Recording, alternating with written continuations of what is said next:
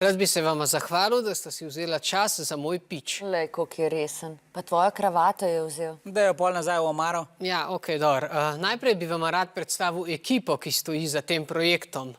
Tole sta moja prijatelja, Novak in Tamše. A nimajo tam še te hiše v sosednji ulici? Ja, okej, dobro. Pa lepa hiša. V redu, sem... Kaj, če bi tudi mi dali fasado? Mami! Se prečujem, gospa Zakonšek. Če se lahko prosim posvetimo mojemu piču. Pardon. Danes bi vam rad predstavil en problem, ki pesti našo družino že dlje časa. In sicer problem večernega prihoda domov. Ja, prid domov ob 10, pa ne bo nobenega problema. Pa naj pove do konca, no. Gospa Mami, spoštujem vaše mnenje. O, boh. Naj vam povem eno kratko zgodbo. To je zgodba o nesrečnem fantu, ki gre zmeri prvi domov iz žurke. In medtem, ko odhaja, sliši za sabo sošolce, kako se veselijo in zabavajo, on sam pa v srcu joka.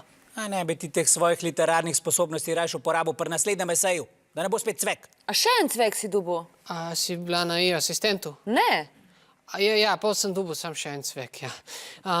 Se prečujem, ampak prosim, če se vrnemo na moj pič, ne, in naš problem. Jaz vedno zamudim. Ja, prejšnji petek si prišel domov ob 11. Ja, in gospod Zakonšek, ne vas spomnim, medtem, ko ste vpili name, vam je zelo narastel krvni pritisk. Torej, lahko sklepamo, da moje zamujanje drastično vpliva na vaše zdravje. Nekaj bo treba ukreniti. Ja, se strinjam. Imam rešitev.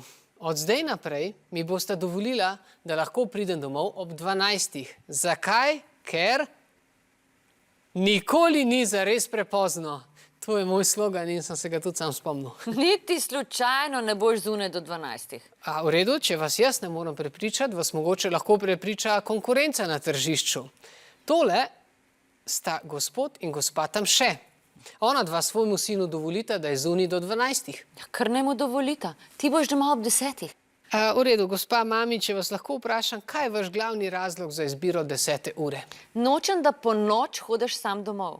Ja, in kakor smo nedavno ugotovili, Tamšeti živijo zelo blizu nas, kar pomeni, da ne bi hodil sam domov, ampak skupaj s Tamšetom. To je res, ja. Počas. Kaj pa ocene? Dajmo reči škole. Popravim 2 cveka in pokosim travo. Roka? Popraviš vse cveke, pokosiš travo, pa pospraviš svojo sobo.